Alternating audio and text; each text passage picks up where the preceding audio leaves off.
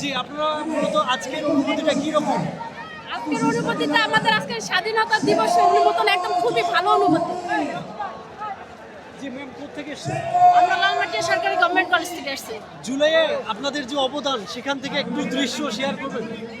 জুলাই অবদান আমাদের তখন তো মোটেও এই স্বৈরাচার বিরোধী শাসকের মানে ইয়েতে আমরা কোনোভাবেই মুভ করতে পারতেছিলাম না। খুব ঝুঁকি নিয়ে আমরা কতিপয় শিক্ষক এবং আমাদের কলেজের কিছু ছাত্রী আমরা গোপনে প্রথমে কাজ চালিয়ে গিয়েছি। 27 নম্বর ধানমন্ডিতে আমাদের ছাত্রীরা গিয়েছিল, তাদেরকে বিশেষত সাপোর্ট জুগিয়েছি আমি সহ আইয়ুব আলী এবং আরও 2-4 জন শিক্ষক। তারপর আমরা এটাকে ওপেনলি আমাদের কলেজে একটা ক্যাম্প তৈরি করি, সেখানে অন্য অন্য ছাত্রীরাও এসে সেখানে বসে এবং বিভিন্ন জায়গায় তারা মুভ করে। ধানমন্ডি সহ এই এরিয়াটাই আমাদের ছাত্রীদের দখলে ছিল। আপনি নারীদের পক্ষ থেকে, মানে শুধু পুরুষরাই নয়, নারীদের যে অবদান ছিল আপনি কি বলতে চান?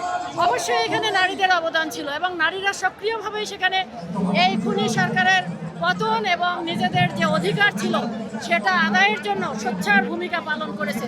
পুরুষরা তো স্বেচ্ছায় যখন তখন ঘর থেকে বেরিয়ে আসতে পারে, কিন্তু আমাদের নারীদের তো সেই সুযোগ ছিল না।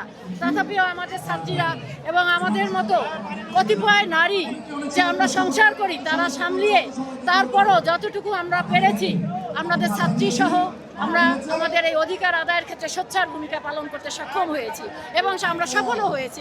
আপনাদের এখন প্রত্যাশা কি?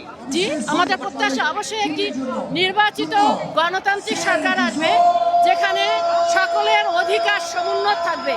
যে অধিকারের কে ক্ষুণ্ণ করে এতদিন স্বৈর শাসকরা আমাদেরকে প্রতিহত করেছে এবং স্বাভাবিক জীবনযাপন থেকে আমাদেরকে বঞ্চিত করেছে, সেই স্বাভাবিক জীবনযাপনের জন্য আমরা ফিরে যেতে পারি এবং সংবিধান অনুযায়ী বাংলাদেশের নাগরিকরা যে অধিকার পাওয়ার কথা, বিচার বিভাগের স্বাধীনতা এবং সর্বোপরি আইন শৃঙ্খলা পরিস্থিতির যে অবনতি সেটা অবশ্যই আরও উন্নত হবে এবং দেশ আরও এগিয়ে যাবে। সাধারণ জনগণ নিশ্চিন্তে তাদের জীবন জীবিকা নির্বাহ করতে পারবে, এটাই আমাদের। আচ্ছা, অনেকেই বলতেছে শেখ হাসিনা খুব দ্রুত ব্যাক করতেছে, এটা সর্বদাই যারা ব্যাকে যায় তারা আসারও চেষ্টা করে, আর আমরা বাঙালিরা হচ্ছে গুজবে বিশ্বাসী।